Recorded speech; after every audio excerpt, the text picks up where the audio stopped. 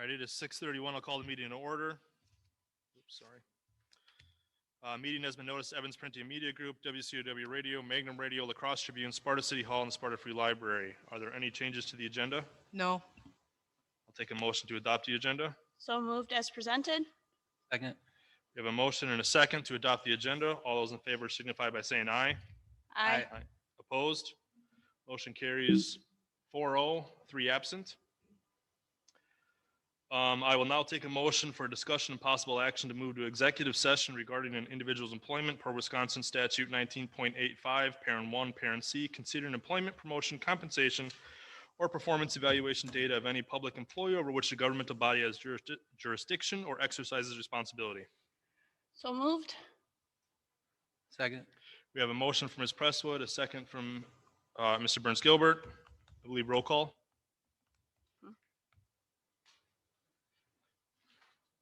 We do roll call during sit. Yes. Mr. Rasmussen? Yes. Ms. Presswood? Yes. Mr. Leiden? Yes. Mr. Burns-Gilbert? Yes.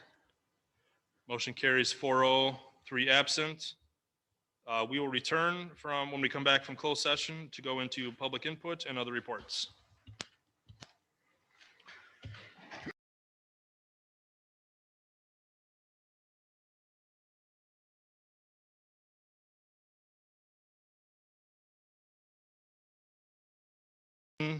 First item up is item A, public input. We have 2 individuals for public input. We'll go in order. First individual is Julie Ender. Just a reminder, you have 2 minutes, and I'll try to give you a little hand wave when you have 30 seconds remaining.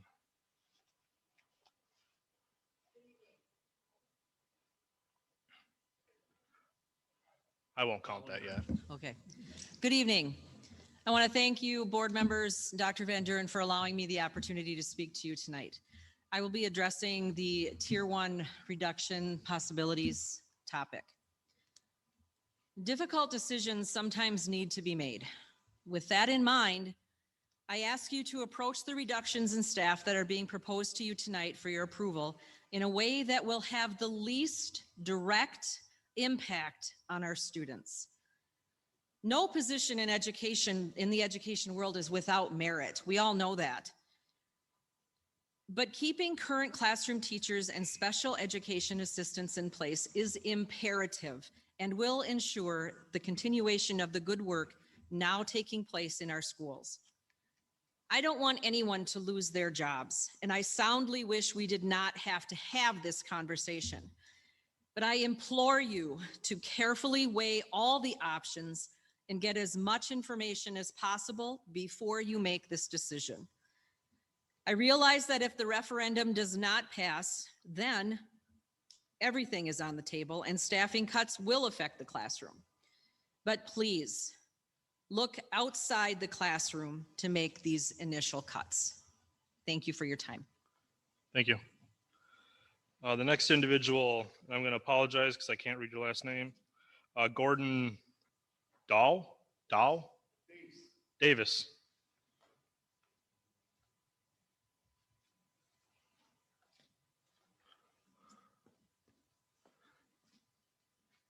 Apologize for my handwriting. No, you're fine. Last name is Dace, D-A-C-E, 708 West Division Street.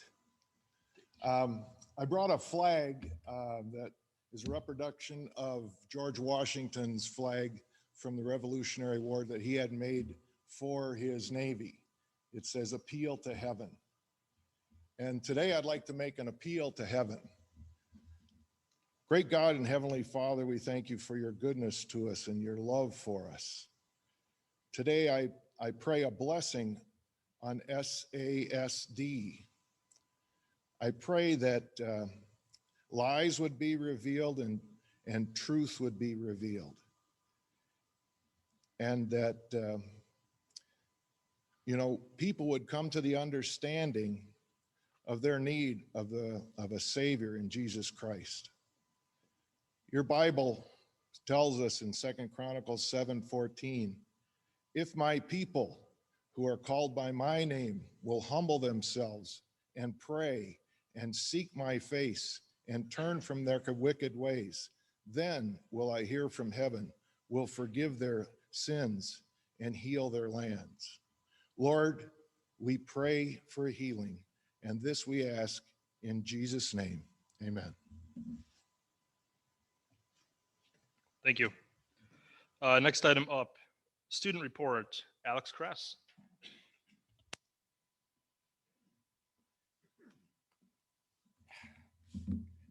Good afternoon. Well, as we near the end of the third quarter, students are getting ready for spring season and warm weather.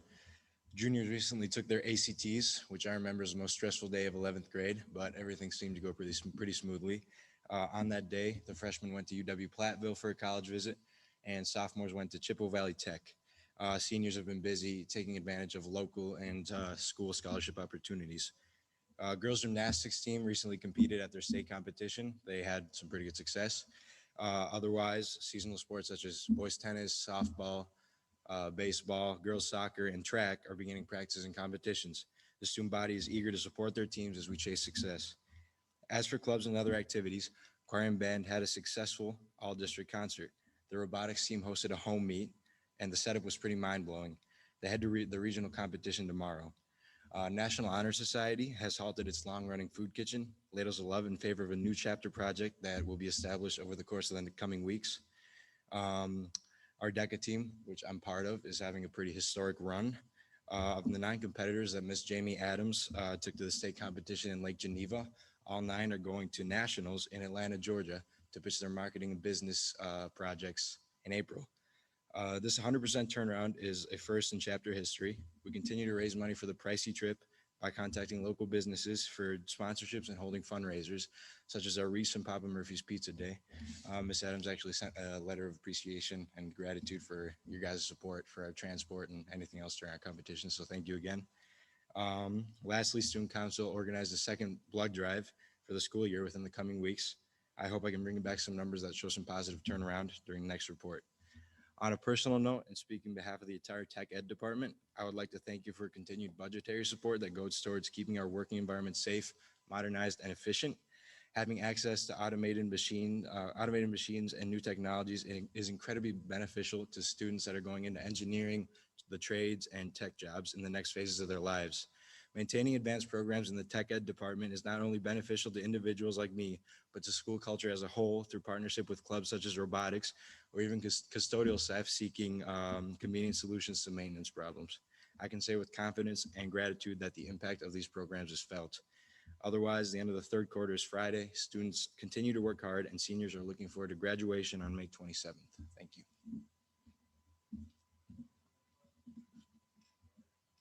Any questions? Yeah, so Mr. Kress, I just got to ask, DECA. I mean, Yeah. 9 of you going to nationals. What's that feel like? I I mean, mean, it's pretty awesome seeing all our hard work pay off like that. It was a lot of hours just researching business and stuff, and I'm glad we're all going. It'll be a fun trip, a lot to do, but yeah, money to raise, like I said.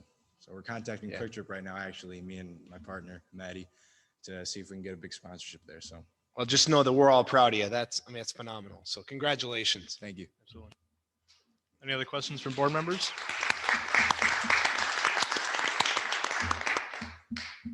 Any other questions from board members? All right. Thank you, Mr. Kress. Thank you. Thank you. Next up, post-high school field trips, Mr. Russ.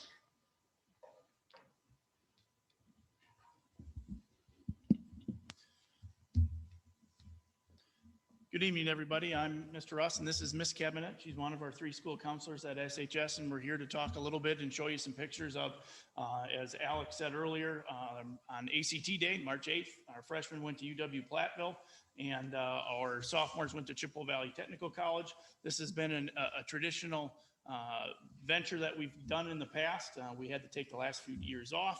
However, last year we did do a virtual option like we're going to show you now. But before this, we always used to do some trips. So we do have some pictures and some, just some brief highlights of this trip. As I stated, the freshmen, we went to Platteville. This is a great opportunity for our freshmen because a lot of them come into SHS thinking, I'm going to college. And their definition coming into SHS is a 4-year college. And our definition in SHS is not that. It's any post-secondary education beyond when they walk across that graduation stage. So they had an opportunity to see what a 4-year campus life is like. Once again, the purpose of it is very straightforward, is just to show them, give them the opportunity about what a 4-year campus looks like. It is, they get to talk to an admissions counselor, which I believe is very important because it really reinforces the importance of that freshman year. So it's a, hey, this is what you do need to get in, work hard, clubs and activities. Oh, Alex left. He had to go to Quick Trip. You know, clubs and activities are just as important, and outside opportunities are just as important as working hard inside. But it was, you know, you'll see in a little bit, Chippewa Valley Tech was a little bit more hands-on and, you know, a little bit different experience, but Platteville is more of a sit and get and really just take it all in. Sometimes the freshmen are a little less anxious to dive in as well.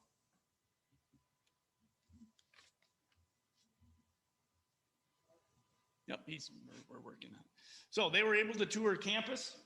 They got to see a little bit of what dorm life is like. The rec facilities. A lot of the universities, the UW system is not just pushing into athletics, it's really going into the overall life of a regular education student. What does the recreation activities, what is their workout room, what kind of intramural programs, what kind of clubs and activities do they have? What is dorm life like? You know, how do you get through that and really start to have them think about what's beyond high school? So we're very proud of their get to tour and, you know, just as one university to start their high school career. And of course, as with most freshmen and anyone else, lunch was a highlight. And we were very thankful that Platteville actually sponsored our lunch for us. And it's a little bit more, and you get to see the kids eating and that sort of thing. But as the next slide, they get to see, whoa, this is pretty cool about the stations. It's not the traditional cafeteria. We have a very good cafeteria.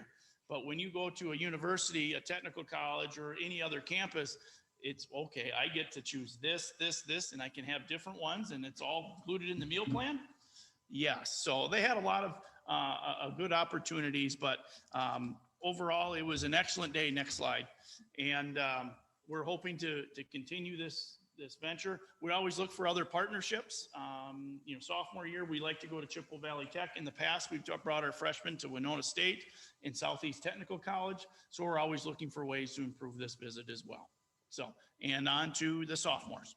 So I had the opportunity to go with the sophomores to Chippewa Valley Tech. We actually had a different experience. If you want to go to the next slide. We actually got to have 8 different tours. So typically they do 14, but because of the timing and busing and everything there, we only were given 8 opportunities, kind of stuck us in 2 buildings, which was still nice. I feel like we had a lot of opportunity. Sometimes 14 choices is too many to offer to students. We were allowed to actually give the students the opportunity to pick which tour they wanted, which I think is nice. So it's really diving down right into what they want.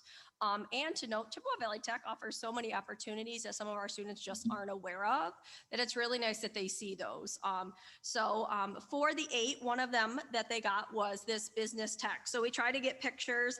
We did start ours. So the first couple pictures, we kind of started off kind of similar to UW Platteville, where we kind of sat down, they told us everything we were going to do, and then kind of dispersed us in our areas, which was really nice for our students. They need that beginning structure, kind of know what's going on, and to kind of set the stage. So that was a great opportunity for us. That took about 10 minutes, and then we were kind of off and running, which was kind of nice. We had about an hour with each of our tours. If you go to the next slide, this was a really great one. I wish I was in this one because they got to make cotton candy. So apparently I signed up for the wrong one to be their leader. But that was a really great opportunity. I know those kids really liked that ability to do that. But it was nice that they were able to see other areas and have a little bit of fun while they were there. If you go to the next slide. So this was one, some of the students got to learn about cosmetology. If you can see, some of the girls are showing that their own interest in nails was kind of fun, and just learning other areas that they can explore. If you go to the next slide, If you can see in this, Miss Anderson enjoyed a little bit herself while she was there in the transportation and construction area. We wanted to make sure Mr. Knoll had taken this picture and wanted to make sure we all knew that Miss Anderson got to enjoy herself, as did the students. It was just a really great opportunity for the students to see this. And we did have some students who were interested in this area, so it was really nice for them to kind of see and have the opportunity to kind of touch stuff hands-on, because sometimes in other tours, it's not that option. If you go to the next one, so this was a great time. So some of the students got to do a little bit, obviously more hands-on activities and enjoy themselves. They were having a lot of fun there.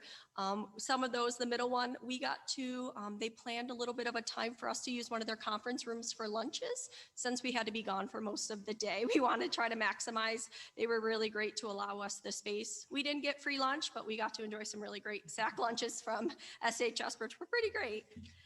The next one, this one just talks about a lot of the health sciences. So in the careers that we chose, there was about four or so that were just on healthcare. So a lot of our students got to experience that, which was really nice. And you'll see in the next slide, there was a lot of opportunity to really get hands-on, which I think was the best part of this. The simulations that they have are absolutely amazing. If you can see in the next one, they'll show a video of this baby, and it's so realistic. Hopefully it'll show the video. Oh, not sure. Oh, it's not gonna load. So in that, it was just like essentially a live baby. They could from the side have the baby like cry, be limp, and it was, the kids were like mesmerized by that somebody could just do that and they can learn all that. So that was a really great experience. So if on any time, I wish you could see the video, but it was just a really great time. These were continued with the healthcare opportunities that the students had. So some were a little bit more hands-on, some were a little bit of having them sit down and learn about it. In the next one as well, this was the group that I was in, which was just a really great experience. The kids got to learn about how to put on scrubs, which I thought was pretty fun. In this, I guess we won't see the next one, but it's a video. They got to really get in and learn how to, in that simulation, on how to do it. And it's just like, you know, a two-team effort, and they were doing such a great job. And the one student in there, Maya, this is something that she anticipated already doing as a career. So to be able to have that experience really kind of solidified it for her. So that was really nice. And then the next one are just kind of pictures throughout our event, just showing how much the kids got to enjoy, and they got to show the tools, which was kind of nice. Some of the kids were kind of shocked to see, you know, some of the tools that, you know, surge techs do. So it was really nice for them to be able to see that. And then the last one is just our students having some fun while we were there. So that was our time at CVTC, a little bit more hands-on than Platteville, but for sophomores, I think it was a really great experience for them. And then for their junior year, we've in the past gone to Western Technical College, Viterbo, and UWL as options. In October, we continue that. So that's kind of the last piece of our you know, showcasing of our local area post-secondary endeavors. We do want to thank for Platteville, Miss Ferloni, our other school counselor, did organize all that. Miss Masika, our third counselor, does all the ACT stuff. So on that March 8th, all of our staff was either assessing or busy working with kids that day and assisting them. And as you saw, Miss Anderson on the motorcycle, anytime that our kids can see our teachers other than in the classroom, it's just a fantastic thing. And I can't say if Miss Anderson's a big biker person or not, but I think the kids now think that she is, Yeah. which is outstanding. So, but it's just wanted to showcase some things that the kids to get outside of our walls, because a lot of kids may not have that opportunity to go see, and some of our kids have not been out of the Cooley region. So as a perspective as well. So we just wanted to share those experiences. Questions from board members?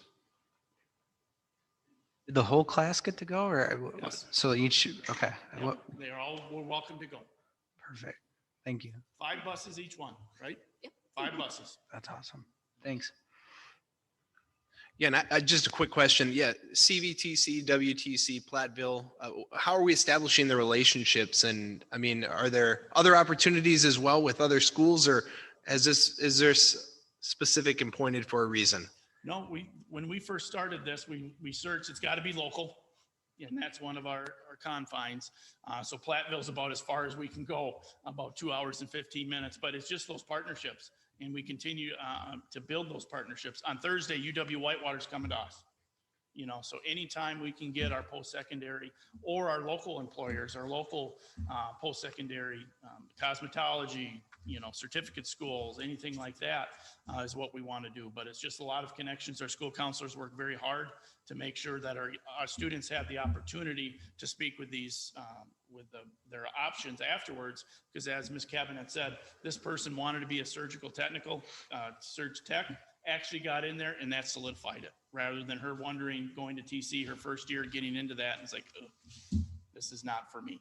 Well, thanks for establishing those relationships. Any other questions from board members? Thank you. Thank you. Next item is the consent agenda. Any board member wants to pull anything out right now, let me know. Otherwise, I will take a motion on that. Mr. Lyden, I would move the consent agenda with the exceptions of items G and K, please.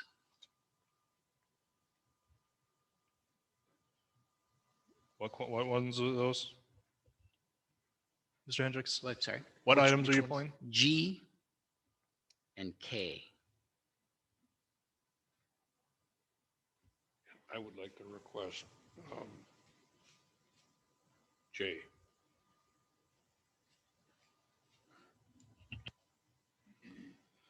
Okay. I'll take a motion on the other consent items minus G, J, and K. So moved. Second. We have a motion from Mr. Scholze, a second from Mr. Burns Gilbert to approve the consent agenda minus items G, J, and K. All those in favor signify by saying aye. Aye. Opposed? Motion carries 601 absent. Item G, discussion and possible action to approve early college credit program and start college now applications. I need to abstain from that. That's why I pulled it. Okay. I'll take a motion then from, So moved. Second. we have a motion from Mr. Scholze, a second from Ms. Presswood to approve the early college credit program and start college now applications. All those in favor signify by saying aye. Aye. Opposed? Motion carries 5-0, 1 absent, 1 abstention. Item J, discussion and possible action to approve the district long-range instructional plan. Mr. Lyden, Yes. that item has been pulled out and is a separate agenda item. The instructional plan? Oh, I'm sorry. I thought it was nope. No, I was looking at the facility plan. Yep. Yep. I apologize for that. I just have one question, and I didn't feel comfortable asking the young man on the student report. DECA, how do they get their funding to go to their national events? And I'll let Mr. Blaha elaborate on this, but there is by policy a dollar amount that is allocated to students in activities per student when they move to a national level. Mr. Blaha? Sure. As Dr. Van Duren said, their transportation is funded out of the activities budget up to a certain amount per board policy. But then they need to fundraise the remaining amount for all their hotels, trips, everything else they're doing. Otherwise, it would go over that amount per board policy. Is that answering your question, Mr. Rasmussen? Yeah, that's what I wanted to know. In reference to our committee meeting, we had the gifted and talented. There was an allocation of $1,000, which I think is very light.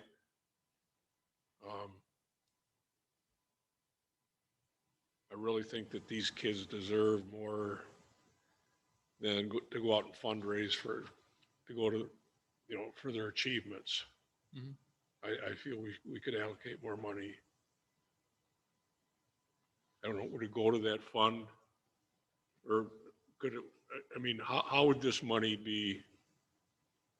How could we help these students get to where they need to be? without having to go out and fundraise for everything? I don't have the policy in front of me, but the board would have to change the policy they currently have on the amount we're allowed to spend per clubs for national expenses. So James, I just want to talk, so that probably doesn't fit in this item here, but next month as a committee item, that revisiting that policy? That's fine. Okay.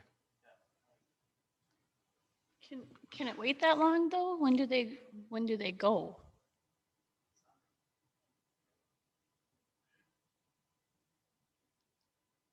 I'm What's your here. question? When do they have yet to take this trip to nationals, correct?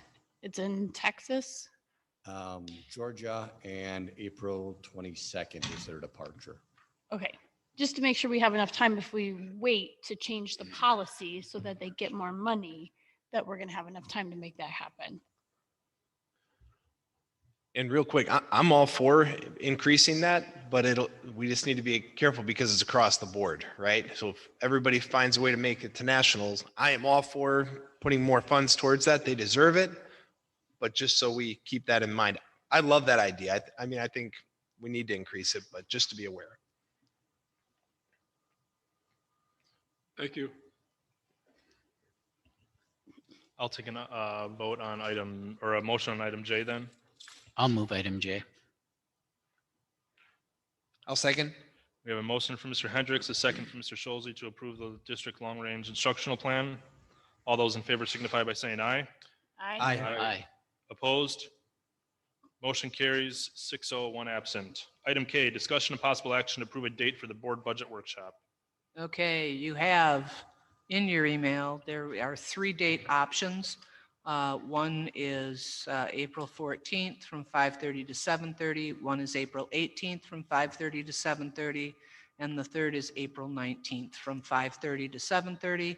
And we'll have that finalized by the end of the week. I don't know that we need approval by the board as a motion on a date for a workshop. I can do that with the board president. So do we need anything on this then? John, was there a reason you pulled it? Well, I pulled it because I thought we were going to set a date. Oh, And there okay. wasn't a date established, so I didn't want to jump the gun on that. So up on the board, though, we just had employment recommendations. I didn't realize there were any on the agenda tonight. There wasn't an attachment to the. It was in board docs. Mhm. Not in mine for some reason. Oh, now it comes up. Okay. Thank you. Sorry. So am I going to get a motion on a K? Otherwise we can let it die and we'll, I don't know that there needs to be. okay. Let it drop. I'm hearing nothing, so we'll move on. Business.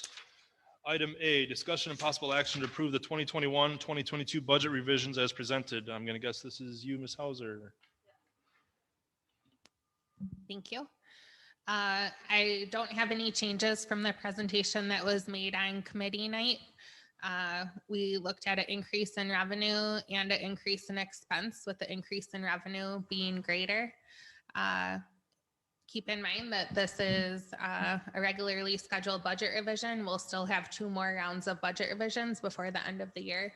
So we're coming into our year-end deadlines as far as spending available building and department budgets. And then we'll continue to fine-tune our budget as we go through these last few months of the year. Are there any specific questions on the budget you received at committee? Any questions from board members? If not, I will take a motion. I'll move the budget revisions. I'll second. We have a motion for Mr. Hendricks, a second for Mr. Burns Gilbert to approve the 2021-2022 budget revisions as presented. Roll call. Mr. Hendricks, Yes. Mr. Leiden, Yes. Mr. Burns Gilbert, Yes. Mr. Schulze, Yes. Mr. Rasmussen, Yes. Yes. Motion carries 6-0, one absent. Item B, discussion and possible action to approve low lawn care bid. Is that you again? I can take this, yep. So we talked at committee about the applications would continue to be the same as what we've had in previous years. The number of acres does reflect the change in our district properties. We had a low bid from True Green. That is not who we've used the past couple years, but they were the low bid and they gave a 2-year rate guarantee. There was a follow-up question about the chemicals used, and I believe those were shared with the board ahead of this evening.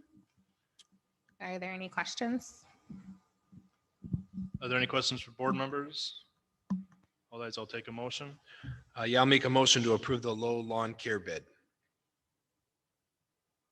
I will second that. We have a motion from Mr. Scholze, a second from Ms. Presswood to approve the low lawn care bid. Roll call. Yes. Mr. Hendrick, Yes. Mr. Rasmussen, No. Ms. Presswood, Yes. Mr. Schulte, Yes. Mr. Lyden. Yes. Motion carries 5-1, one absent. Item C, discussion and possible action to approve the district long-range buildings and grounds plan. Okay, so the recommendation on this is to rename it the Long Range Capital Improvement Plan because that aligns it with Fund 46. And clarification that the Long Range Plan does include projection of maintenance of current facilities and equipment with budgetary figures. And then the needs that were identified, there's quite a list by the Forward Facilities Committee last spring. And there are no budgetary figures right now attached to that. A consideration for the future, just to kind of put that out there, that we may want to pull out some of those long-range facility needs and think about ways and get a standing committee going that can talk about ways we could make some of those things happen, whether there are some community partnerships and looking several years down the road, not the right now things, but the longer range things. So.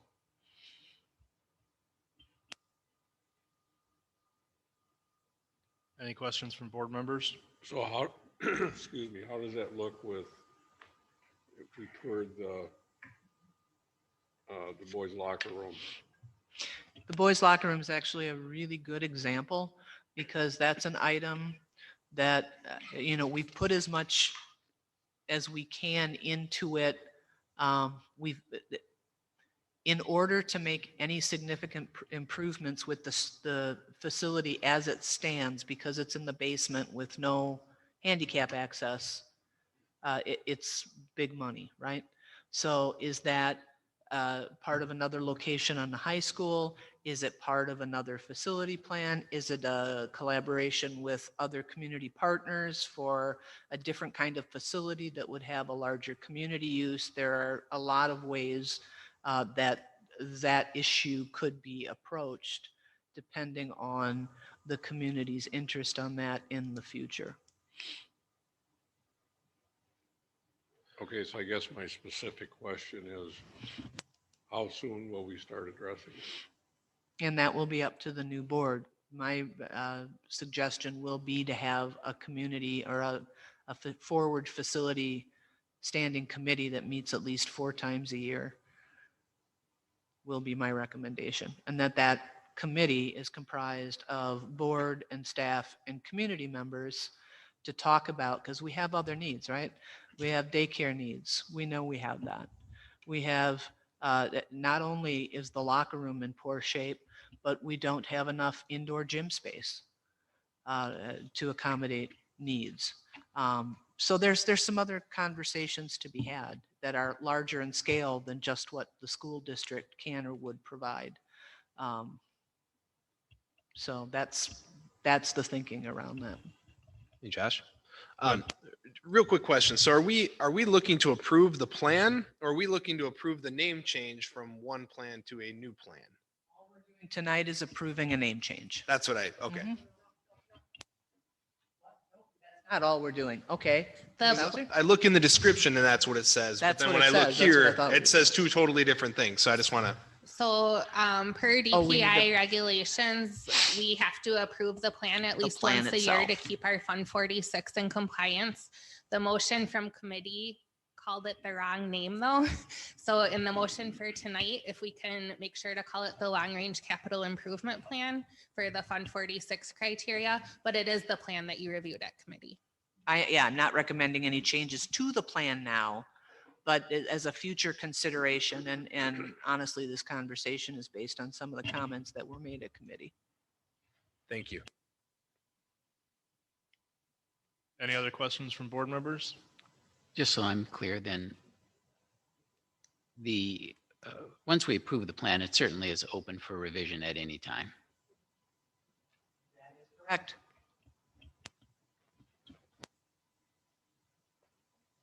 Mr. Lighten, I'd make a motion to approve the long-range capital projects plan. It's called the Long Range Capital Improvement Plan. Thank you. I will make that motion. All right.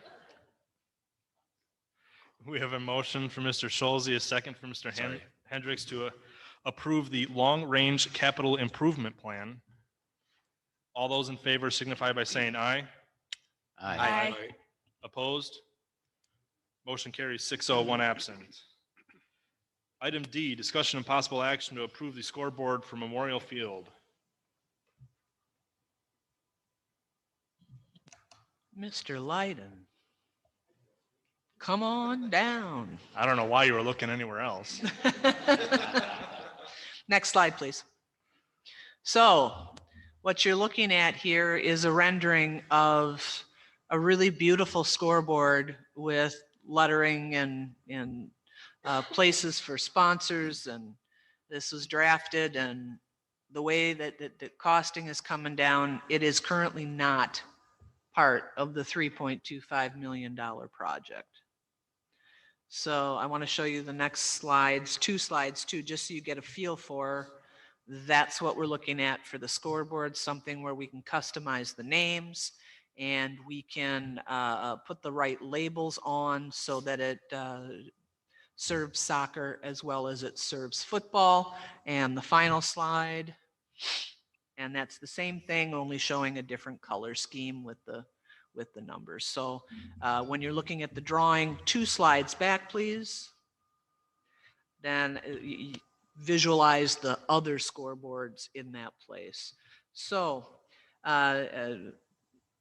the question has come up, how soon can we order this? Because the lead time is the same as the lead time on everything else, which is really, really long.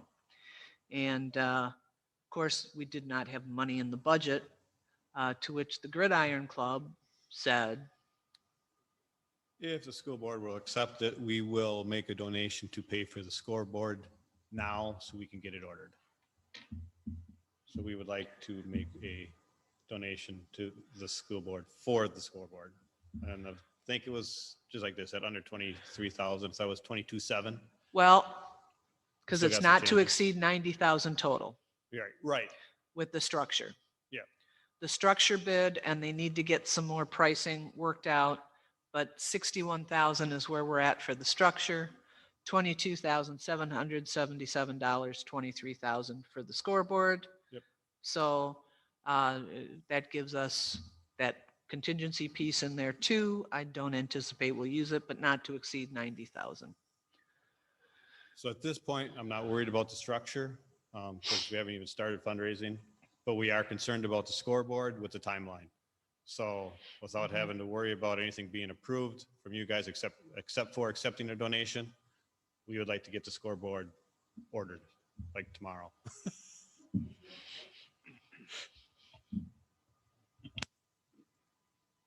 So help me, would you understand how this would work? Will there be two action items, one to accept the donation and the second to approve the scoreboard design?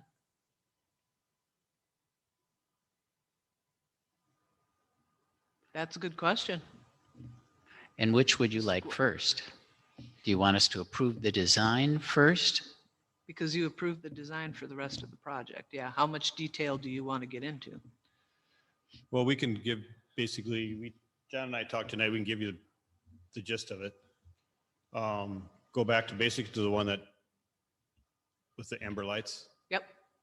That'd be the first one. Go back 2. Yep. Because we had talked about maybe doing a combination of Yeah. colored. Can't be done. Yeah, I got that. Yeah. So, Because of the white and amber. yep. Can we go back 2 slides, please? That's the amp. So that's, That's the one we're looking at Yep. right there. It's a brick red with amber lighting. The other option was the white lighting, which I'm not a true fan of. I mean, our colors are kind of red and gold or crimson and gold or what we're going to decide on yet, but it's just the color of red and the gold. That's what our committee at the school talked about and liked. So Yeah, I was gonna say, as a committee, we kind of Yep. went back and forth with if we wanted the words to be white and then the numbers to be amber. And when it came down to it, we all decided the amber looked good. and our club is good with it, whatever we decide. That's not an issue. So Go design first.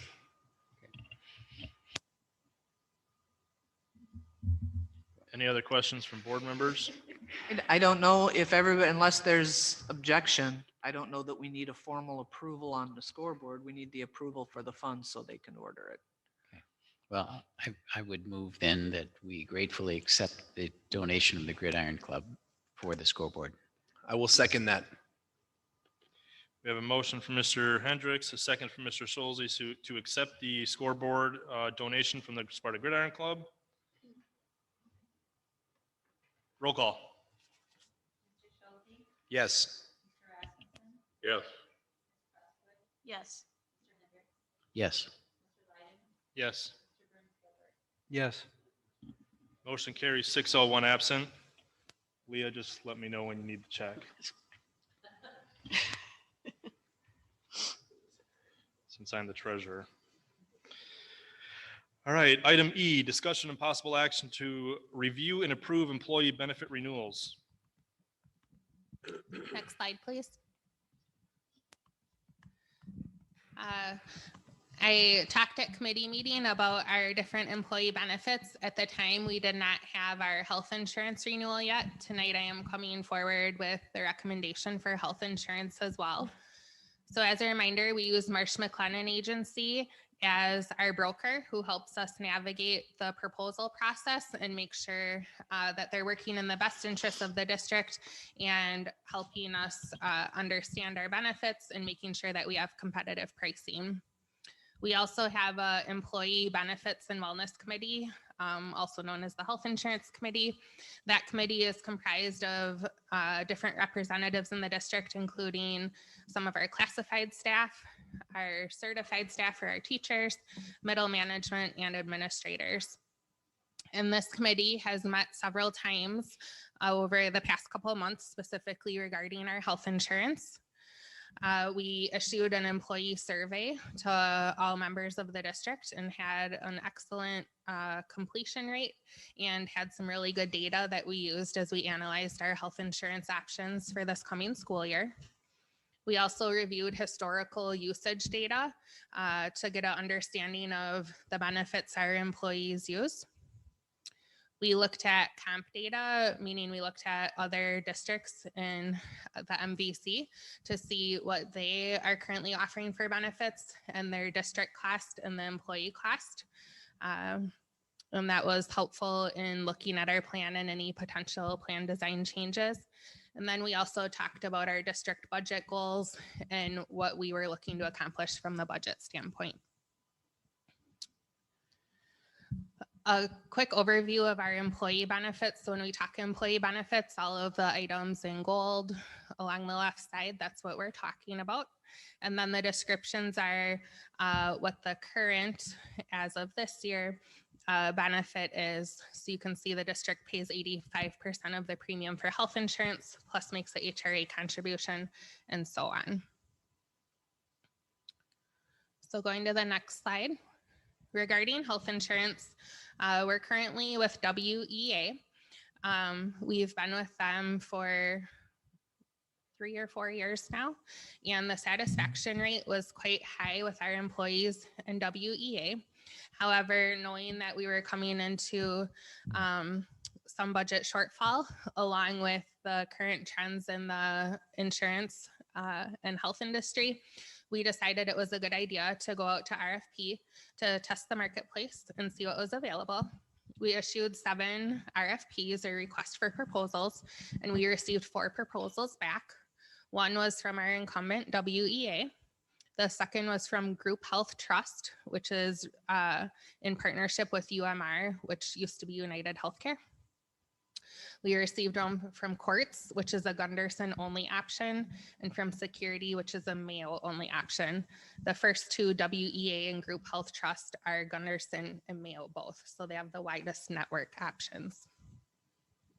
When we issued our RFP, we asked for the quotes to keep our plan as is, meaning so that we could compare apples to apples with what we currently have and with what the new pricing would be. We also asked for some alternate pricing for options with increasing the deductible in different increments, increasing the out-of-pocket maximum for employees, and looking at some co-insurance options. And so in analyzing all of that, we concluded that Group Health Trust had the most competitive proposal. It was most reflective of our current plan and came in with the lowest premium cost, which is a reduction of about 0.5% from our current year cost. Once we knew that Group Health Trust was our preferred provider, and we did have an interview with them last night, the committee got together and did a virtual interview with 3 members from Group Health Trust. And so once selecting them, we also then looked at some of those plan design changes for additional premium reductions or additional savings, not only to the district budget, but also to the employee in the sense of their take-home pay. And so what we looked at was dual choice. So again, that wider network of Gunderson and Mayo, and that's something that is valued by our employees, and we can continue to offer that. We looked at not increasing the premium for district employees. So as costs of other things are going up, the importance of not negatively impacting take-home pay. And then we wanted to minimize the impact to deductibles and out-of-pocket cost. And I'll get to our recommendation in just a minute here. And I think you'll see that we were very excited that we were able to do a lot of that with the proposals that we received. So the next slide on 49, this is a graph showing our single premiums from 2013 to current. And so the red line is the premium that we have paid for our single health insurance coverage. The gold line is the employee's portion of that premium, which is 15%. The blue line is the market average. And so what this graph shows is that we've done a really good job over the past 10 years of managing our annual increases for health insurance, and that we are willing to make plan design changes and do other things to make sure that we're staying below that industry trend. And then if you go to the next slide, that's the same graphic, but for our family plan. And again, it shows the district's active monitoring of our health insurance costs to make sure that we can sustain them over time. And so if we go to the next slide, that brings us to the recommendation for this upcoming school year. We are recommending going with Group Health Trust with the plan design changes of increasing the deductible that is currently $1,500 for a single and $3,000 for a family, up to $2,000 for a single and $4,000 for a family. So a $500 and $1,000 increase respectively. We also are looking at adding a 80% co-insurance, which what that means is it's the amount of money an employee pays after they hit their deductible until they get to their out-of-pocket max. So for example, if an employee has a single plan of $1,500 and they get a medical bill for $2,000, they would pay $1,500 at 100%, and that excess of $500 they would pay at 20%, and that would go up until they reach their out-of-pocket max. Currently, our coinsurance is 100%, meaning once you hit your deductible, the only additional costs you have after that are for your copays. We're also looking to increase the out-of-pocket max from $3,000 and $6,000 to $3,500 and $7,000. And in looking at this, one of the points of data that we looked at was how many employees hit their deductible, and 19% over the past 2 years, 1920 school year and 2021 school year, 19% of our employees hit the deductible. The remainder were all below the deductible limit. And then we're recommending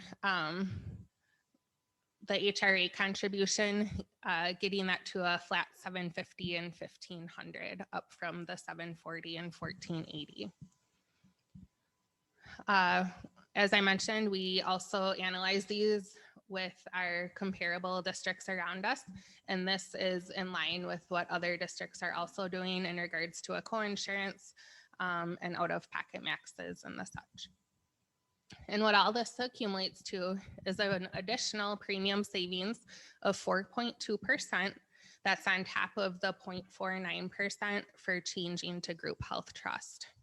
And what that would equate to for district annual budget savings is $340,000 and $250. And for the employee, it would actually result in a premium savings as well. Their premium savings over a year for a single would be $410, and for a family would be $918. And if you recall, the increase in the deductible is $500 and $1,000. So that premium savings will help with some of that increase to the deductible. And if we go to the next slide. So the whole portfolio of employee benefits for health insurance, it would be a savings of the 0.49% plus the 4.2%. And then in addition to that, we would be looking at the district's portion of the employee premium going from 85% to 84.5%. And that is reflected in the savings I just went through on the previous screen. So those employee savings are factoring in that slight decrease in the district portion. Dental insurance is a 0% renewal. And that does include some additional services that we were able to negotiate that Delta Dental included at no additional premium cost. And then you can see the remainder also are at a 0%. So if you go to the next screen. So we are recommending approval of the district's employee benefit renewals as presented, which includes the following: contract with Group Health Trust to provide the district's health insurance plan, which includes plan design changes of a deductible of $2,000 and $4,000, coinsurance of 80%, and out-of-pocket max of $3,500 and $7,000. We would decrease the district's health insurance contribution from 85% to 84.5%. We would increase the district's HRA contribution by $10 for a single and $20 for a family, up to the $750 and $1,500.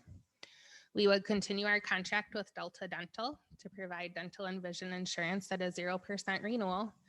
And we would continue to contract for short-term, long-term disability and life insurance at a 0% renewal for 22-23. We also, at the request of the board, received a quote for adding more employees to the life insurance. At this time, with the projected budget shortfall, I would recommend tabling that for a year. However, that is something the board can discuss as well. Are there any questions? Questions from board members?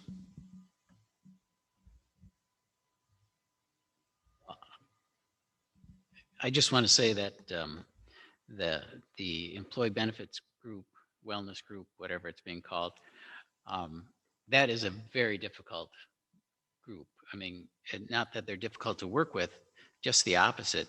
They all represent different employee groups with different interests and trying to balance that with the interests of the district. And every year they come out with a solid agreement that has done wonders for the membership and as well as for the district. And I just think they deserve a round of applause for their good work in getting to this solution. And I move the recommendations. Second. Any other questions from board members? Hearing none, we have a motion from Mr. Hendricks, a second from Mr. Scholze to approve the employee benefit renewals as presented by Ms. Hauser. Roll call. Mr. Lyden, Yes. Mr. Burns Gilbert, Yes. Mr. Hendricks, Yes. Mr. Asmussen, Yes. Prestwood, Yes. Mr. Schulte. Yes. Motion carries 6-0, one absent. Item F, discussion and possible action to approve the recommendations to address projected budget shortfall for the upcoming 2 school years. And I'll go ahead and take this one. Next slide, please.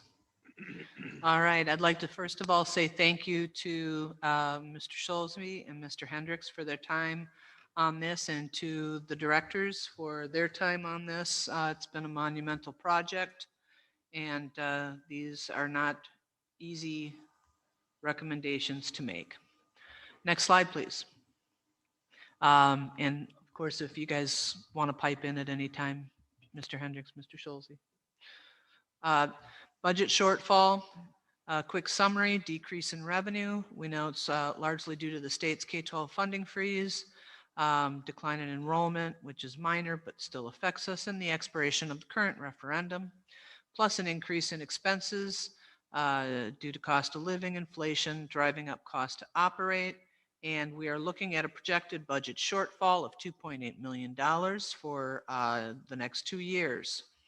So after much deliberation, the district decided on a hybrid approach that we will decrease our expenses by $700,000 and go to referendum for the additional $2.1 million. So what we ended up with is some tiers, tier 1 and tier 2. Tonight we'll focus on tier 1 because there's some timing pieces that go with that when it comes to the positions and staffing for next year. The tier 1, tier 2 amounts, the idea was not to make the decisions, it was to develop the menu so that post April 5th, we can start the discussion about what out of those menus would be the best candidates. So there is 2.3 million of potential reductions in tier 1 and an additional 1.2 in reductions for tier 2, which are recommended only if the referendum fails. So we have identified $3,500,000 of potential reductions, and I'm not going to lie, some of these are difficult. The minimal impact, or the impact if the referendum passes, still be felt, but doable if the referendum doesn't pass. The impacts of those reductions will be felt. So, next slide. As part of our regular annual staffing review, we look at our potential staffing needs for the following year. And with COVID, we have not had those reductions to the same degree the last 2 years because we've had social distancing, the need for extra hands on deck, et cetera, so on. So our tier 1 goal would be, we're recommending reducing 10 staffing positions, and that would be 4 at the elementary level, 6 at the secondary level, 2 educational assistants, and 2 secretaries is on the menu. Next slide. We would reduce the health insurance premium cost by 5%, And the Health and Wellness Committee has met that goal and exceeded it. Next slide. I'm sorry. Replace our math textbooks. We would actually pilot next year and purchase a full resource the following year to alleviate $100,000. And we would use the ESSER funds. We would make some shift in those ESSER funds to use the one-time expenses, which would save annually $100,000. Next slide. Currently, we have 800,000 in Fund 10 that we would like to allocate to Fund 46 to potentially cover the long-range capital improvement plan for the next 2 years, take care of a lot of our facility needs, which would free up that money. Next. Another thing on Tier 1 is close cataract school, and that, including the reduction of staffing positions, would be an annual savings of $437,000. Next. Middle school athletics. This our program serves all of our students in the community, our students from the parochial schools. It would be absolutely appropriate to move that over to Fund 80, and that would give us an annual savings of $91,000. So in summary, staffing positions, reducing health insurance premium, moving our math textbook replacement and using ESSER funds for that, replacing student technology with ESSER funds, allocating funds to Fund 46 for annual capital projects and have that cover that budget for the next 2 years, close cataract, and move the middle school athletics program to Fund 80. Clearly, before any of these reductions would be completely finalized, we would want quite a bit, community input, the whole process, all of that. So, Mr. Hendricks, Mr. Schulze, do either of you have anything to add? Yeah, I think we need to have back up a little bit with the explanation as far as the amount for the goal for reductions. When we started this discussion way back in December, I guess it was, the feeling was we were looking at about a $2.8 million deficit in the upcoming budget, decided that 700,000 would be our goal for reductions and going to the referendum for the rest. But as we all know, since that time, a lot of things have changed, particularly with inflation. And so it's the recommendation of the committee that we go beyond the $700,000 in reductions,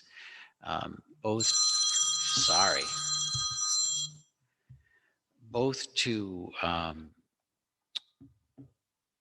cover the increasing costs that we're projecting, but also to have some additional funds in reserve as we head into negotiations. And also, I think we have an understanding, at least I do, that there are some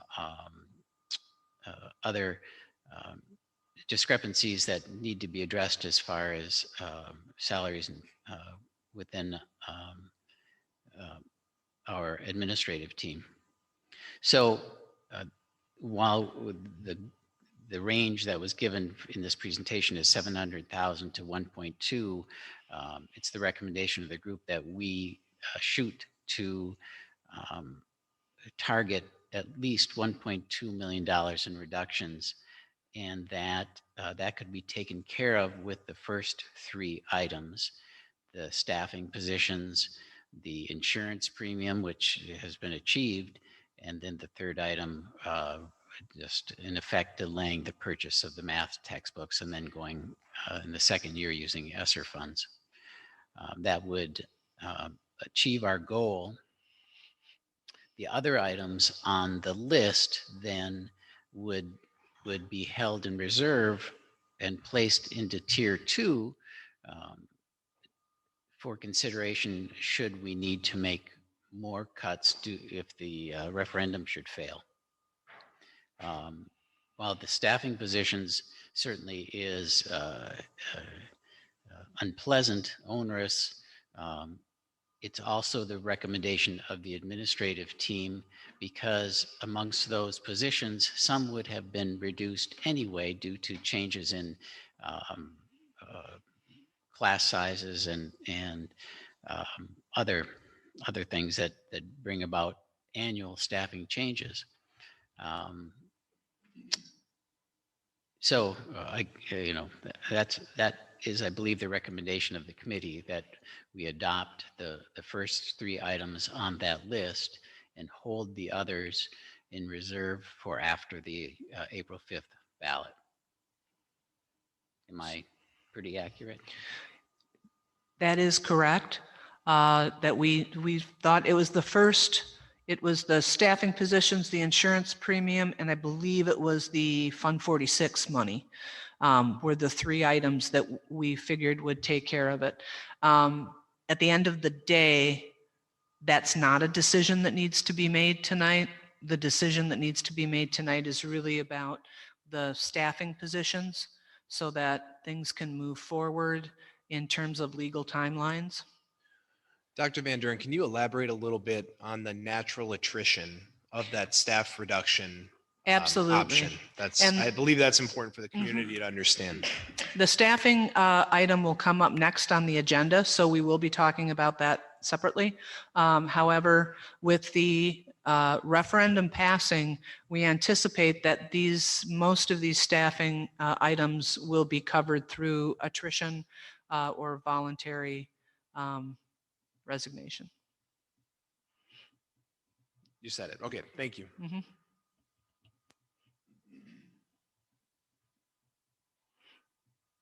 The only thing that we're discussing right now is the menu of items, Correct. not actual any. This is what Correct. we're cutting. For this particular, yep. And just kind of setting the framework, right? So next slide. So if we have, the referendum does not pass, we have to reduce at least 2.8 million. And as Mr. Hendricks said, we'll want to make sure we cover more than that for inflationary costs and other things that we want to do as a district. Implementing all of the tier 1 recommendations is that annual savings of 2.3 million. We could additionally defer some maintenance. This is a slippery slope that I hope we don't go down to any huge degree. I've seen districts do this, and one of the things Sparta does very, very well is maintain their facilities and get an excellent use of life out of them. But for the short term, if we had to, we could do that. We also have worked very, very hard to address the transportation situation. Right now, we have door-to-door busing for service for 4 and 5-year-olds. We've eliminated that Meadowview transfer site, which has reduced our students' ride times by 20 minutes a day. And if we have to add those things back, that would give us an additional 84,000 of savings. So next slide. In order to get to this point, we would need to think about reducing staffing positions by another 6 teachers. And at this point, we would be, and actually, Mr. Schulze, the attrition, the resignations and the retirements and voluntary resignations and things are all part of the policy, but it's written in the employee handbook exactly how the reduction in force works, and it's a point system. But we would need to figure out where to reduce. Well, we have some ideas, but we would need to think about reducing 6 more teachers, and that's going to mean larger class sizes. Yeah, and at a time where we're trying to attract and retain quality staff, this is completely the opposite of to the board. So in our committee meetings, Ms. Brigham had stated the tier 1 positions they're gonna hurt, but it's not gonna, technically, she didn't feel it would affect the student opportunity in the classroom.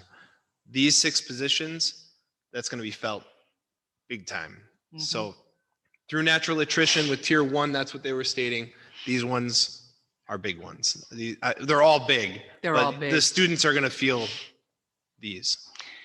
And then the next one is suspending the 403B contribution. I want to be sure that we're totally clear about this. It is not the HRA contribution. The HRA is that account that allows our employees to pay at least part of their deductible with funds that are given to them. The 403B, this is a retirement 403B account. And right now it's $1,500 an employee that is deposited on an annual basis. So I just want to make sure that information is super clear. But that's an annual savings of over $500,000. And at the end of the day, we'll be looking at things like asking for volunteers from year-round employees for non-contract days, furloughs, those kinds of things, getting ever more creative. So the tier 2 recommendations will have an annual savings of potentially up to $3.5 million. So I'll stop here. Anything else for committee members to add? Okay, going on. So,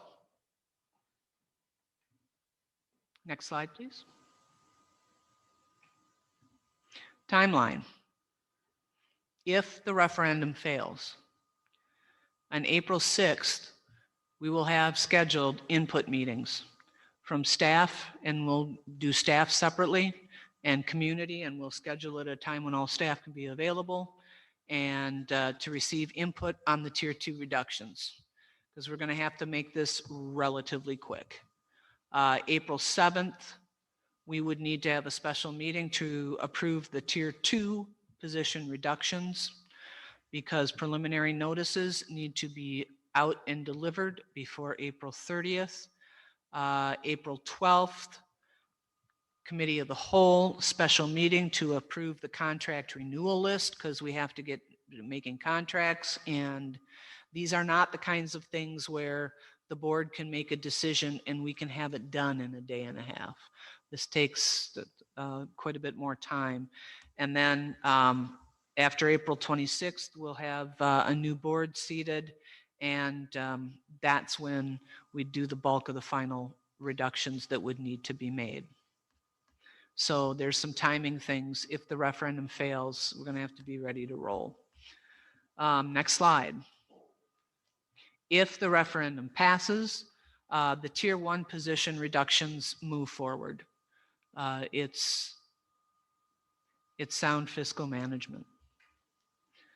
And on April 12th, we still have the Committee of the Whole and the special meeting so that we have our contract renewal list so we can start working on those contracts and get them out on time. And then April 26th, we'll have the new board, and we will continue to have workshops and meetings to determine what the additional tier 1 reductions would include.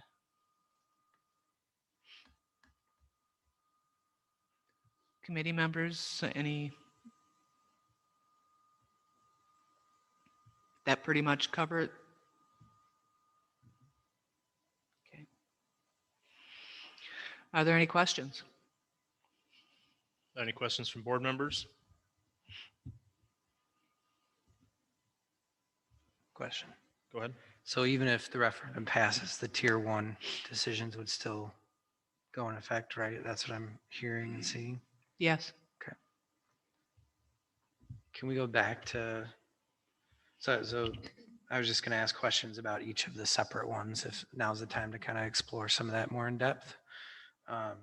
So the reducing the 10 options, the staffing one, if I heard that right, that was a recommendation for the committee to do that regardless. Is that right now only based off of the attrition numbers of losing students and enrollment and retirements and things, or does that also at this stage include firing and losing some people that way? Well, to be clear, we're not firing. A reduction in force is not is Right. something different. So we are keeping a list of our current attrition. And we have years and years of data that let us know what our typical attrition is. And I can tell you it is a very, very, very small risk that we would have to go to our reduction in force process with the tier 1 position reductions. We don't look at we look at what our staffing needs first. Each class is a different size as it moves to the next grade level. How many teachers do we need in that grade level? How many teachers do we need at each school? Because that enrollment fluctuates. We've had COVID, so we've had some different kind of staffing and class sizes. So there's a lot of factors that play into it. And then once we get our staffing plan set, we can start putting in the people that we know are going to be in the same position and start working it that way. And then we look at the attrition list and we look at our needs and how many, in this case, how many fewer positions we believe that we need. And that's how we get there. So ultimately, those 10 positions would be reduced based off of what you're saying with the attrition and like the people resigning or retiring, right? That is, yes. Where we're at. From a That's where committee we're level, at. that's my understanding of it. Yes. But ultimately, And yeah. during that meeting, I'm sorry, I didn't mean to interrupt No, you. go ahead. No, I was just going to say, ultimately, though, those are 10 positions that our students have support through now that wouldn't be there if that goes through, right? Correct. Okay. I think The short answer is yes. We've worked, the directors have worked very closely together and with the committee and with the instructional coaches and with the whole, I mean, the whole staffing plan, right? This is something that the director team and I spend days, combing over to make sure that we have adequate staffing numbers. And I feel like we're going to have to be really careful about how all of this is handled because even from a committee level, reading the room when I made the statement that I did was a little different than what I thought it was going to be from what I heard in the committee level. Now that said, that means we just need to be really smart and careful and talk to our educators and make sure that everybody's on the same page. Because again, in the committee meeting, that's the assumption. We're talking to our directors. There's got to be a bigger conversation to make sure that every one of these positions is going to still affect our children the right way and not move us in the wrong direction as a district. Cuts are going to have to be made. Reductions are going to have to be made. I heard the public input. We'll have to be really, really careful on that aspect. If I could add some feedback. So the 10 teaching positions, 4 of those are at the elementary level, so pre-K through 5, and they're based solely on class size numbers. So the director team worked really closely with all of the principals and had multiple one-on-one conversations and group conversations where we spent a lot of time talking about class size ratios, so student to teacher ratios. And based on where our enrollment is, our growth is happening at the secondary level more so than the elementary level.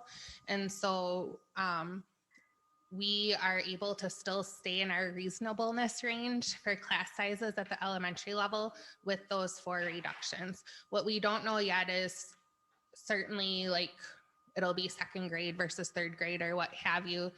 We'll monitor enrollment as it goes through. But what we do feel reasonably certain on is that as Dr. Van Duren mentioned with COVID, we attempted to keep our class sizes smaller with the social distancing and things.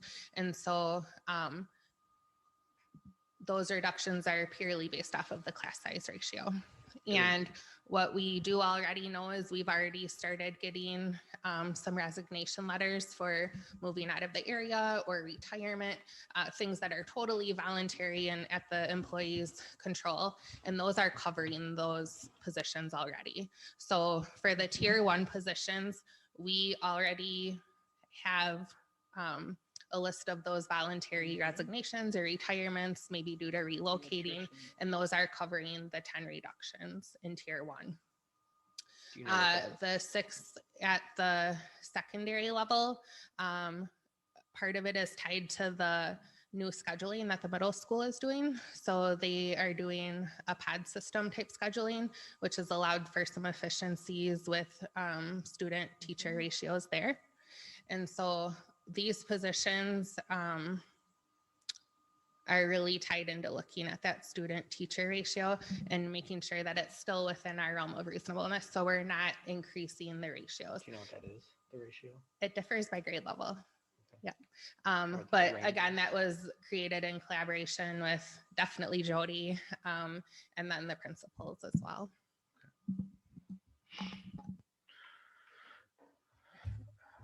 Can you go back to that tier 1 summary slide? That would be helpful. No, you're good. 65.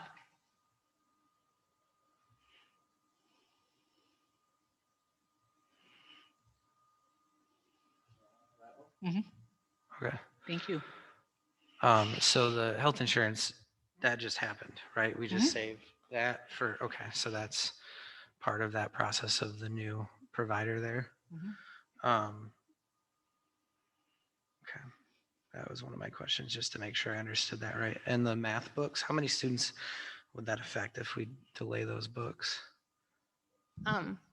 Since Ms. Bergman's not here, I can try to help answer that one. Yeah. So on the instructional long-range plan, we were hoping a couple years ago that this would be the year to replace our math textbooks at the elementary level. With all the pandemic, we have a very structured process for bringing in new curriculum, including a lot of work with the teachers to make sure that it's the right resource before we purchase it.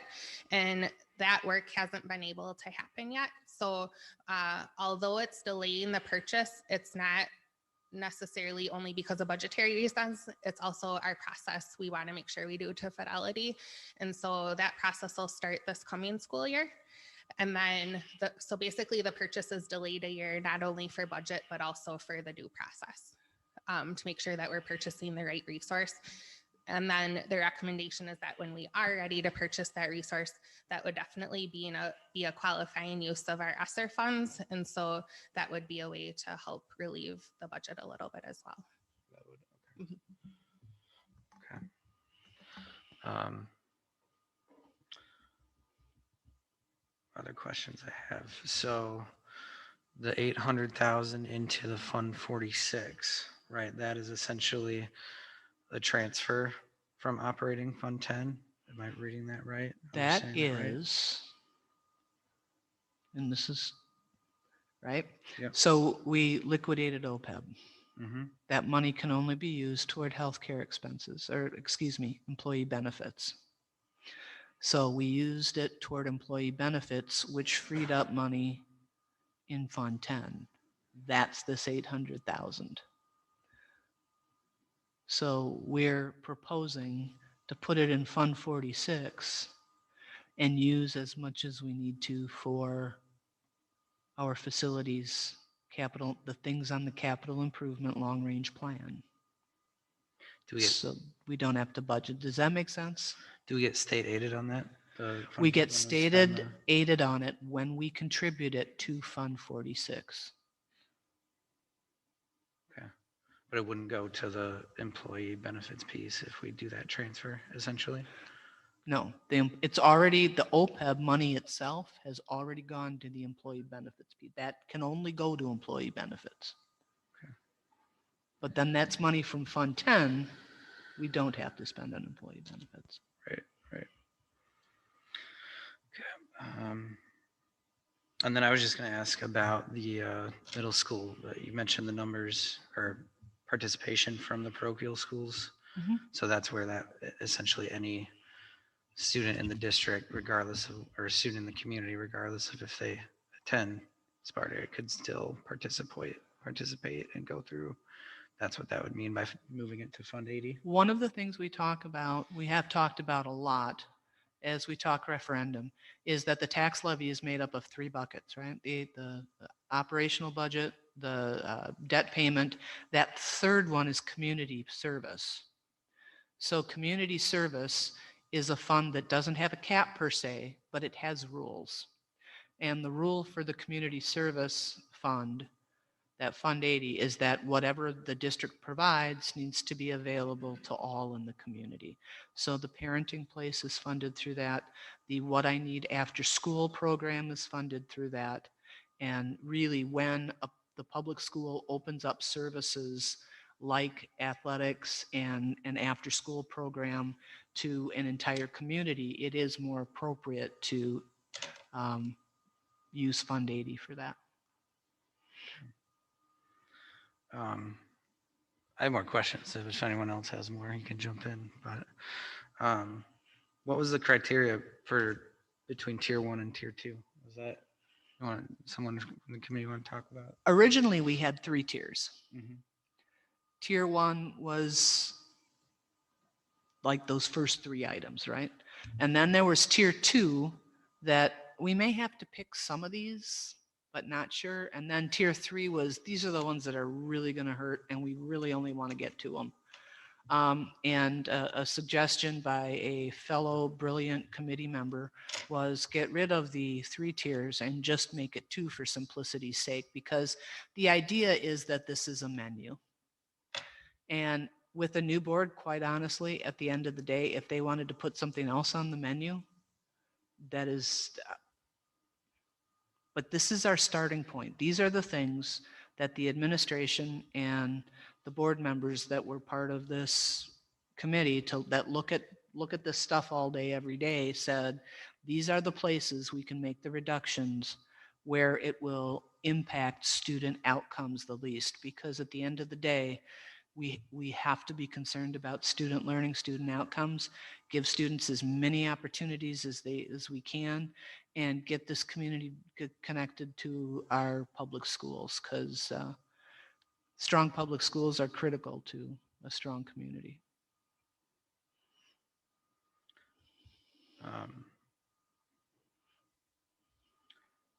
Would these, so for example, I just answered my own question. I think that covers a lot of what I had there. Okay.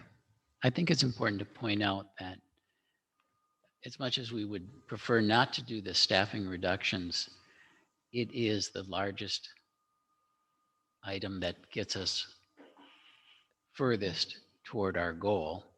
And it's one of the few items on that list that is truly a budget reduction and not just a stopgap kind of measure.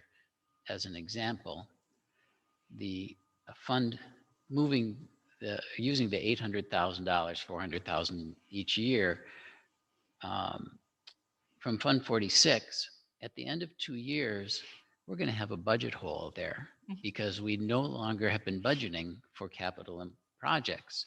And so in year 3, we're going to have to find $400,000. And so similarly with the technology devices, it just delays the problem. Whereas a staffing reduction is a true reduction as long as we don't allow staffing creep to come back and replace these positions over time. So no one likes the staffing positions, but it's the largest amount, gets us furthest in our goal, and it really truly is a budget reduction, where some of these others are not. They're just delaying the problem. And you bring up a great point, and a term that we're all going to hear more of in the coming months and years is the fiscal cliff.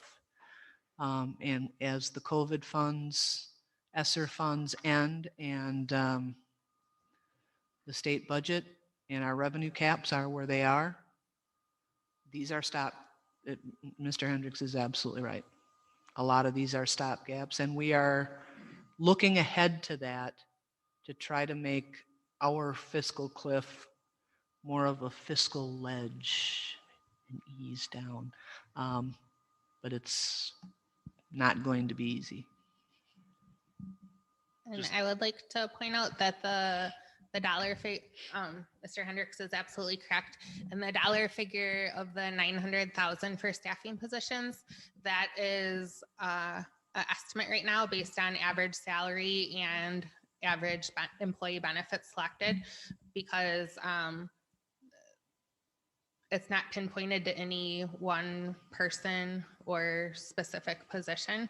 And so that 900,000 has some assumptions in it. It's a budgetary figure, not an actual figure. So that's another reason why having some other ideas on this list is also well, so that as the actual attrition becomes confirmed, that figure may change depending on the salary level and benefits level of the positions that are currently being held that make up that number. Just to kind of echo some of the things here, I just want to caution the board of using one-time funds for reoccurring costs, which is basically what John said. Using things like ESSER funds to fund how you operate is only going to lead to pain for everyone further down the road. Because like Dr. Van Duren said, that ledge turns into a cliff, and the pain to the students, the staff, and the community is going to be felt immediately when that happens, as opposed to a different approach to this where we can take a much more timed approach and look at our class sizes and things like that. Because when you get to the point where it's not 10 teachers and 2 educational assistants, it's 15 teachers, 10 educational assistants, 4 special ed, or whatever else, that's at one moment. And then everyone that's left in terms of staffing has to pick up the slack, because all those individuals were doing work. It's not like the work gets less. The work is still there.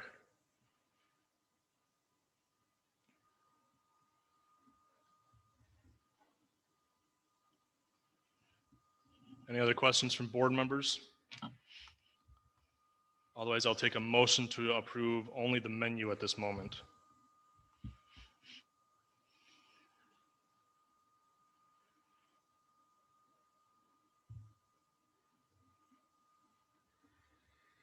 As a part of the committee, I'm certainly willing to make that motion. I'm just not sure what that implies. Does that mean that other items couldn't be added later? Not necessarily, right? No, I think Okay. everything is still on the table. It's just more of a communication piece. It is the recommendations of the administration. The board is looking at this and going, yes, it's a starting point. Let's approve this menu so that we can get some communication out to the public about what it means to have or not have the recommendations so that people can make an informed vote. So then I would move this menu of options for consideration for tier 1 reductions. Would it be tier 1 or tier 1 and 2? We need the whole menu.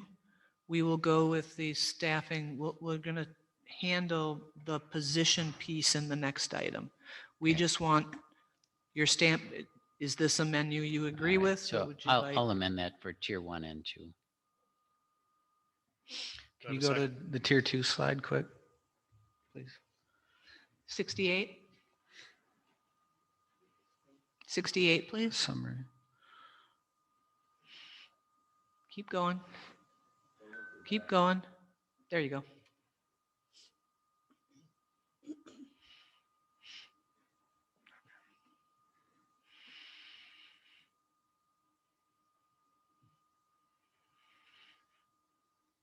These are the best of the bad ideas.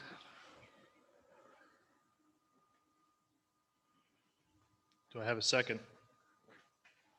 I'm just trying to figure out if there is a way in the tier 1 reductions that we can state something about natural attrition. Does that completely throw everything off if we base, rather than. We have a handbook process. Yeah.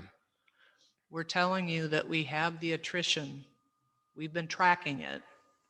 I have asked the same question and have been assured that it is not a roll of the dice to have So to have that in there, would that be a problem if that is the case? Well, if you want to start that precedent, It seems like a pretty important, so are we moving toward only making reductions? That's why we have a reduction in force. I understand. process. Yeah. I don't, we aren't, I'm told we're not going to use it.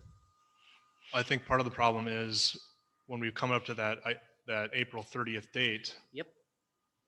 you may not know. that was the concern, correct, at the committee level? I'm looking at Leah and Amy. Process piece, the April Uh, 30, go ahead. So the attrition process, I'll take retirements, for example. We have knowledge through conversations, for instance, that people are planning, some people are planning on retiring, but as far as a formal resignation letter or retirement letter, we don't always have that in hand. So we are reasonably certain, but nothing is confirmed at this point. So it may be wise to refer to the reductions in force, but when we're having conversation, that again, agreed, we are reasonably certain that attrition will handle those based on conversations that we've had. Okay, and that was my concern is during committee, when we were talking, that was my understanding is these were already natural attrition scenarios. And so I really want to be aware of that because that was my understanding at the committee level. So, okay. But at the same time, I don't want to tie the hands of the administration to meet that goal.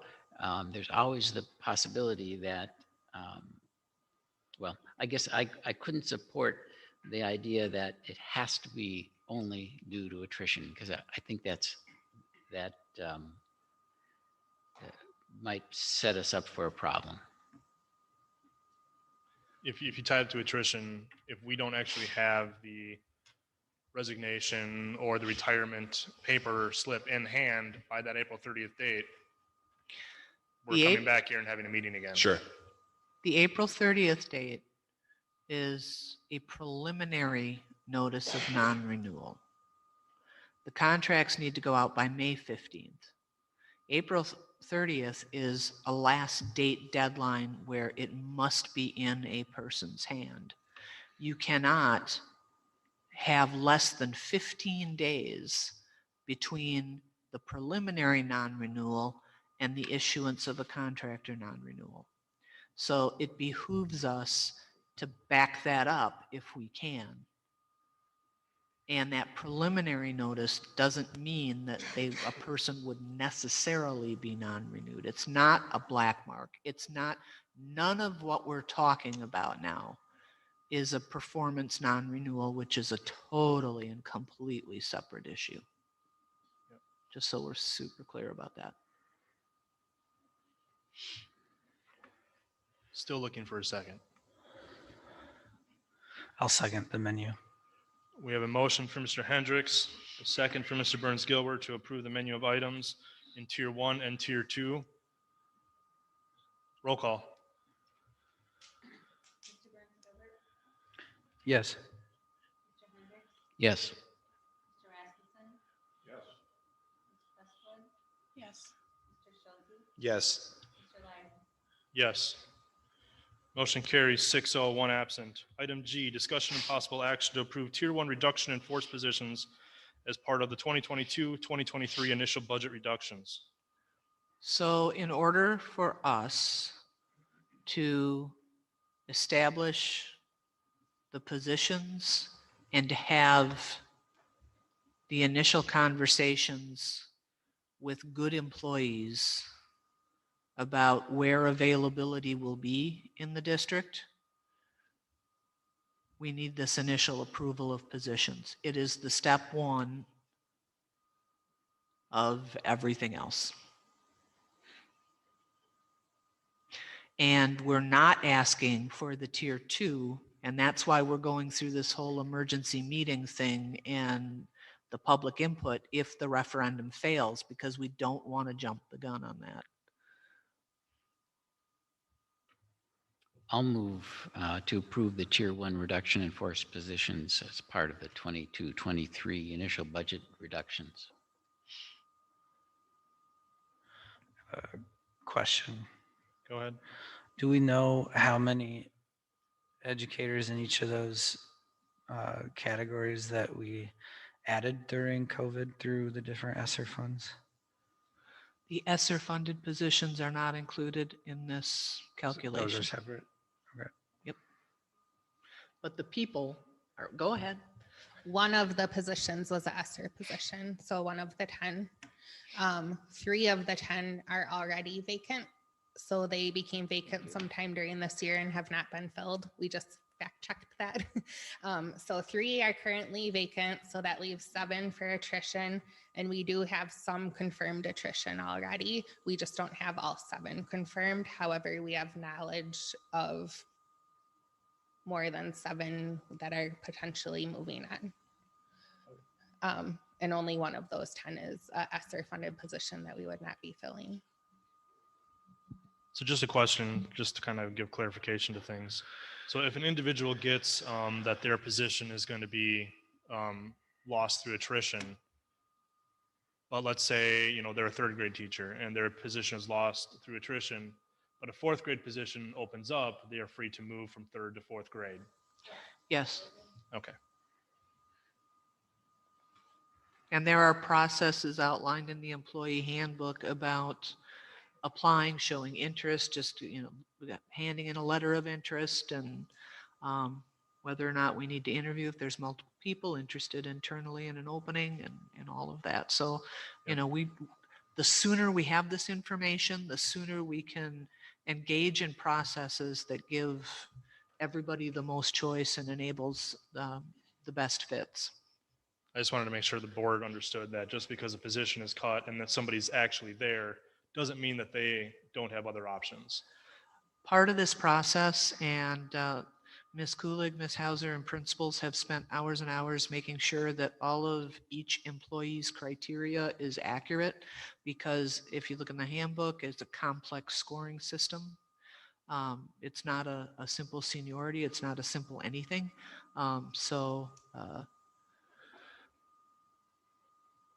We're ready to do that as, if, and as, and how, and So I have a motion for Mr. Hendricks. Do I have a second? I'll second. We have a motion for Mr. Hendricks, a second from Ms. Presswood to approve the Tier 1 reduction in force positions as part of the 2022-2023 initial budget reductions. Roll call. Mr. Schulte, Yes. Mr. Rasmussen, Mrs. Presswood, Yes. Mr. Hendricks, Yes. Mr. Lyden, Yes. Mr. Burns Gilbert. No. Motion carries 5-1, 1 absent. Item H, discussion and possible action to approve the grants and donations. there are 2 for your approval. The first is the Sparta Basketball Club, who is donating $6,172.90 for boys basketball uniforms at the high school. And the second is Sparta Community Holiday Lights, donating $1,000 to the Weekend Backpack Program. I'll take a motion on those 2 grants and donations. So moved. I'll second. We have a motion from Ms. Presswood, a second from Mr. Hendricks to approve the 2 grants and donations as listed. All those in favor signify by saying aye. Aye. Aye. Aye. Opposed? Motion carries 6-0, 1 absent. And then for your information only. Yes, I would like to recognize anonymous donor who donated $300 to the high school for supplies for students. Jostens, who has donated to High Point and Montessori for supplies, $745 to Montessori and $21 to High Point from Jostens. Monroe County area retired educators has donated $55.50 to Montessori for supplies for students. The schoolstore.com has donated $177.02 for supplies for students up at Cataract. Maury's Auto Group has donated $340 to Meadowview School for supplies for students. So as always, those donations are so very greatly appreciated and enable us to do some things and provide some things for our students that would be challenging otherwise. So thank you. May Thank you, may our I ask a donors. question? Go ahead. Yeah. Regarding the basketball uniforms, I'm assuming that uniforms, athletic uniforms are still on some type of rotation. So my question is this actually to purchase the uniforms themselves, or is this for some enhancement like warm-up pants or something? Mr. Blaha. So the basketball club is purchasing lower level uniforms. We still have a rotation. What we typically do is we buy a varsity level uniform on rotation. But our numbers are good and our uniforms have been handed down many times. So they are purchasing like uniforms for the VR and JV. Who would otherwise, the varsity ones get past the JV, get past to the freshmen and so on and so on. Yeah, the sizing isn't always close. Thank you. That answers my question.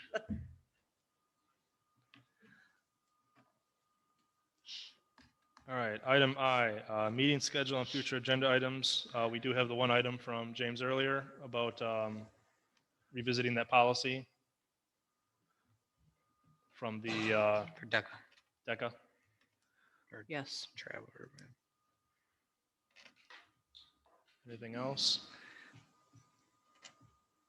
All right, item J, announcements and information. All right. So the candidate forum for all of our board candidates is March 24th. That's this Thursday from 6:30 to 8:30 at the Sparta High School auditorium. The robotics is going to regionals. They'll be gone there March 23rd through 25th in Cedar Falls, Iowa. So all the best to the robotics team. Softball starting out versus Westby at Sparta, varsity reserve and varsity, March 25th at 4:30 at the softball field. And the UW lacrosse track and field varsity invitational is Saturday, March 26th at 3 p.m. Next slide, please. So for your calendar, for families out there, the STEM camp that was funded through DODEA was extremely popular last year, and it's back for a second year.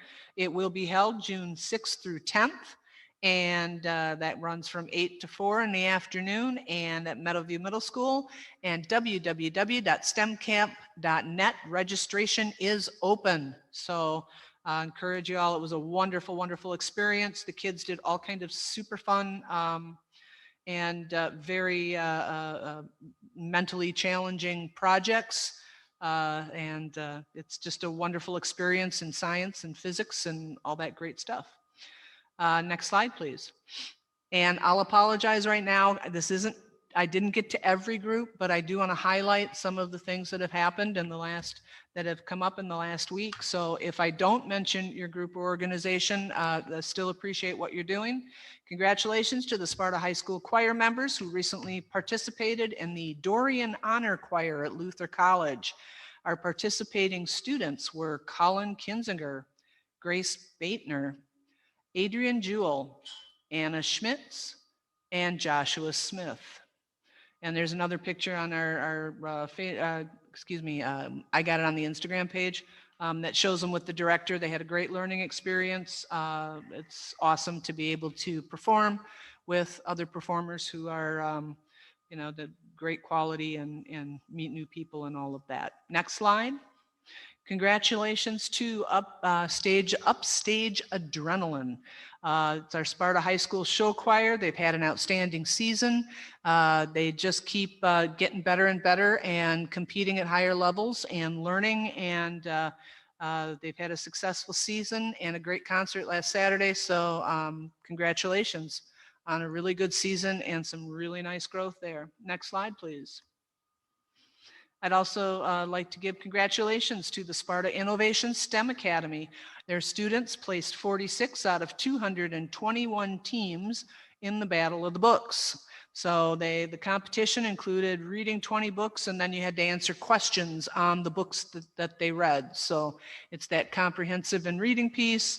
And Dagny Bolden, Ella Erickson, Destiny Freibler, and Alex McAleer are all pictured there. So just some highlights of things that are going on and some good news and announcements and things to celebrate. So that's all I've got.